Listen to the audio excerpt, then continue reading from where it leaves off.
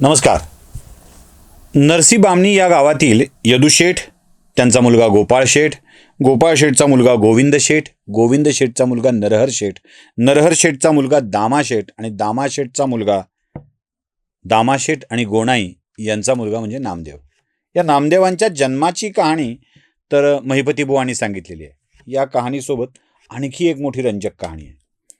दामाशेठी यांच्या स्वप्नामध्ये प्रत्यक्ष पांडुरंग आला आणि पांडुरंगाने सांगितलं की तुला एका दिव्य पुत्राची प्राप्ती होणार आहे आणि ही पुत्राची प्राप्ती माझ्या अंशाच्या रूपाने होणार आहे. माझा अंशच प्रत्यक्ष तुझ्या पोटी जन्माला येईल. पण दामा, तुझ्या पत्नीच्या पोटातून याचा जन्म होणार नाही. आता अशी एक कथा आहे बरं का. तुला ते बालक चंद्रभागेत मिळेल. उद्या सकाळी शुचिर्भूत होऊन तू चंद्रभागेत जाशील तेव्हा चंद्रभागेत एक मोठा शिंपला वाहत असलेला दिसेल. तो शिंपला तू तुझ्या ताब्यात घे. त्या शिंपल्यातून तुला ते बालक मिळेल. दामाशेठी आणि गोणाई दोघंही चंद्रभागेच्या वाळवंटात गेले आणि खरोखर विठ्ठलाने स्वप्नात दृष्टांत दिल्याप्रमाणे एक भला मोठा शिंपला वाहत येत होता. त्या शिंपल्याला त्यांनी पकडलं, बाहेर आणलं आणि उडून बघितलं तर एक नवजात बालक त्या शिंपल्यामध्ये आढळलं. म्हणून नामदेवांच्या अवताराची ही कथा मानली जाते. म्हणून अवतार परमेश्वर अयोनिजा, अजन्मा, अजर, अमर असतो. तशी ही अवताराची कथा आहे. ही अवताराची कथा आपल्याकडे सांगितली जाते. अनेक जणांना ती कळते की अनेक जणांना माहीत आहे की अशा स्वरूपाचा अवतार नामदेवांचा झाला होता. म्हणून मी कालच्या भागामध्ये म्हणालो होतो, नरसी नव्हे पंढरपूर. कदाचित नामदेवांचा जन्म पंढरपुरातलाही असू शकतो. अवतार या कथेला आणखी काही संदर्भ येत राहतात. मग कुणी म्हणतील मी मुक्ताईनं नामदेवांना विसोबा खेचरांना गुरु करायला का सांगितलं, गुरुशिवाय पूर्ण नाही असं का सांगितलं. ईश्वराच्या प्रत्येक अवतारात गुरु आहेच. रामांनी अवतार घेतला, आपल्या गुरुग्रही शिकायला गेले वशिष्ठांच्याकडं. कृष्णाने अवतार घेतला, सांदीपनी ऋषीच्या आश्रमात ते आपल्या गुरुच्या घरीच शिकायला गेले. एवढंच नव्हे तर परशुराम अवतारात सुद्धा परशुरामांना गुरु आहे. अशा प्रत्येक अवतारामध्ये ईश्वराला सुद्धा गुरु प्राप्त करून घ्यावा लागला आहे. गुरु म्हणजे काय असतं? जो लघु नसतो तो गुरु, जो मोठाच असतो.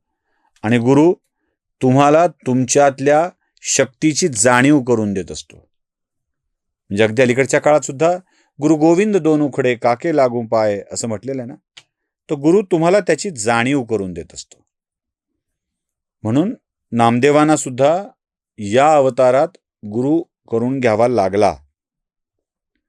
1192 साधारणतः प्रमोद संवत्सरातली रविवार कार्तिक महिन्यातल्या शुक्ल पक्षातील एकादशी तिथी असा नामदेवांचा जन्माचा काळ. नामदेवांचा जन्म झाला आणि कथा सुरू झाली असं होत नाही. म्हणून मी तुम्हाला म्हटलं की नामदेवांच्या जन्माच्या सोबत आणखी एका जन्माची कहाणी ऐकणं आवश्यक आहे. आणि ही कहाणी मोठी रंजक आहे. कसं असतं बघा, आता नरसी नामदेव हे गाव, नरसी बामणी हे गाव परभणी जिल्ह्यातलंच.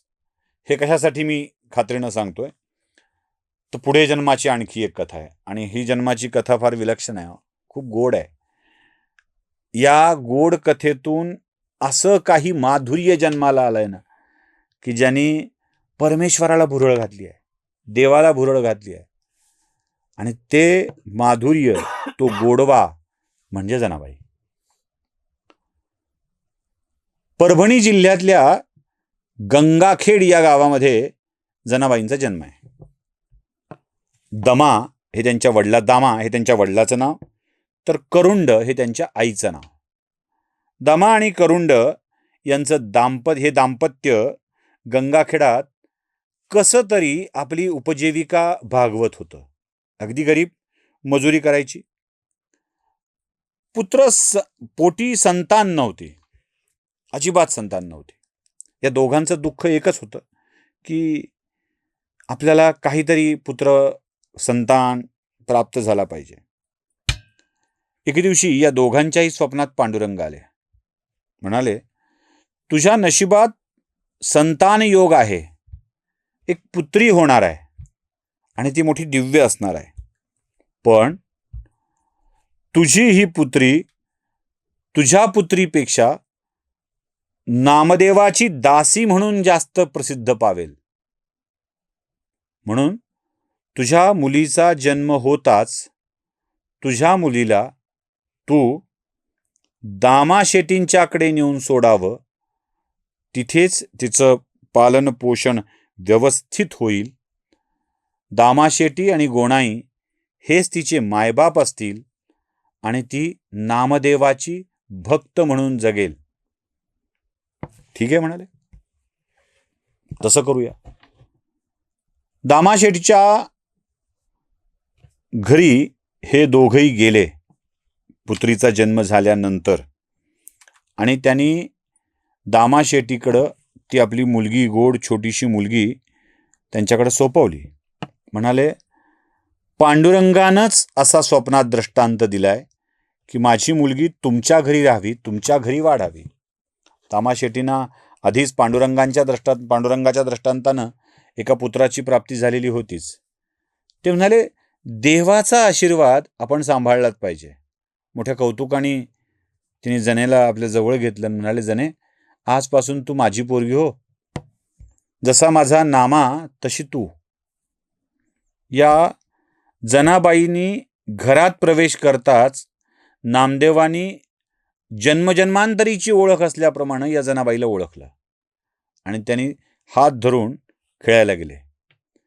तिथून जी जना आणि नामदेवांची जोडी पक्की झाली. एक नामदेव जनाबाईंचे गुरु आणि जनाबाई स्वतःलाच नामदेवाची नामयाची दासी जणी असं म्हणून ओळखायची. इथे यांची मैत्री अगदी घट्ट आणि पक्की झाली. आता या नामदेव आणि जनाबाईंच्या विषयामध्ये आपल्याकडं बऱ्याच कथा आहेत बरं का, बऱ्याच मान्यता आहेत. आणि त्या मान्यता कोणत्या हे समजून घेतलं पाहिजे. कथा जेव्हा कथा भागाकडे प्रवेश करील, म्हणजे या 2 भागाच्या मध्ये मी तुम्हाला त्यांचा जन्म, त्यांच्याविषयीच्या चर्चा या सगळ्या ऐकवतोय, ते यासाठी की एकदा या कथेतले एक एक व्यक्तिमत्व, एक एक संत आणि त्यांच्याविषयी असलेल्या चर्चा याची माहिती आपल्याकडे होणं आवश्यक आहे. त्यामुळे पुढे जे कथा ऐकतील त्यांना या 2 पार्श्वभूमीच्या कथा खूप महत्त्वाच्या ठरणार आहेत. काय होतं म्हणे, जनाबाई त्यांचा एक अभंग आहे, ऐका नामयाचा जन्म मूळ संचित. या अभंगात जनाबाई खूप काही लिहून जातात. त्या म्हणतात की नामदेव हे काही आत्ताच जन्माला आलेले नाही आहेत, ते अवतार आहेत. मग पूर्वजन्मी नामदेव कोण कोण होते, तर सत्ययुगामध्ये जेव्हा हिरण्यकश्यपू राजा होता आणि तो नारायणाच्या विरोधात बंड करून उठला होता, तेव्हा नारायणाचा परमभक्त हिरण्यकश्यपू राजा आणि कयाधू यांच्या पोटी जन्माला आला होता. इथे एक मोठी गंमत आहे. हिंगोली जिल्ह्यामध्ये एक मोठी नदी आहे. बातम्या आल्यावर तुम्हाला कळत असेल. त्या नदीचं नाव आहे कयाधू. ती हिंगोली जिल्ह्यातून वाहते. हिरण्यकश्यपूच्या पत्नीचं नाव आहे कयाधू. बघा, हिरण्यकश्यपूच्या पत्नीचं नाव आहे कयाधू. काय योगायोग आहे मला माहित नाही, नदीचं नाव कसं कयाधू मिळालं. आता या हिरण्यकश्यपू आणि कयाधू यांच्या पोटी एक भक्त बालक जन्माला आलं. नाव तुम्हाला माहित आहे, प्रल्हाद. सदैव नारायण नारायण नारायण असा जयघोष करणारा प्रल्हाद. या प्रल्हादानं हाक मारली म्हणून भगवंताला नरसिंहाचं रूप घेऊन खांबातून प्रकट व्हावं लागलं होतं. इतकी प्रल्हादाची भक्ती प्रखर होती. नामदेव सत्ययुगात प्रल्हादाच्या रूपाने जन्माला आले होते. नामदेवच प्रल्हाद होते असं जनाबाई सांगतात. पुढे या काळामध्ये प्रल्हाद जेव्हा राजा झाला तेव्हा त्या प्रल्हादाची एक दासी होती. त्या दासीचं नाव पद्मिनी. हा प्रल्हाद म्हणजे नामदेव आणि ती पद्मिनी म्हणजे जनाबाई. त्या काळातही दोघं एकमेकांच्या सोबत होते. द्वापार युगामध्ये कृष्णावतारामध्ये कृष्णांचा एक अनन्यसाधारण भक्त ज्याच्यासाठी उद्धव गीता सांगितली गेली. या अर्जुनासाठी एक गीता सांगितली गेली, भगवद्गीता, आणि ही इकडे उद्धव गीता. तो उद्धव म्हणजे नामदेव. नामदेव त्या युगात उद्धवाच्या रूपाने होते आणि या उद्धवाच्या सोबत असलेली एक कुब्जा नावाची दासी म्हणजे जनाबाई होती. आणि आता या कलियुगामध्ये नामदेव या रूपाने ते जन्माला आले होते आणि त्यांची दासी बनून जनाबाई आलेली होती. एक विलक्षण कथा आहे. या कथेतली सत्यासत्यता पडताळून पाहत रसहीन व्हायचं नसतं. त्या कथेतला रस मिळवायचा असेल तर मग मात्र ही कथा नीट समजून घेणं आवश्यक असतं. त्यामुळं जनाबाई आणि नामदेव परस्परांच्यासाठी पुन्हा पुन्हा जन्माला आलेले आहेत आणि त्यांच्या आयुष्यातील वेगवेगळ्या कथा आता आपल्याला कथा स्वरूपामध्ये ऐकायच्या आहेत. नमस्कार.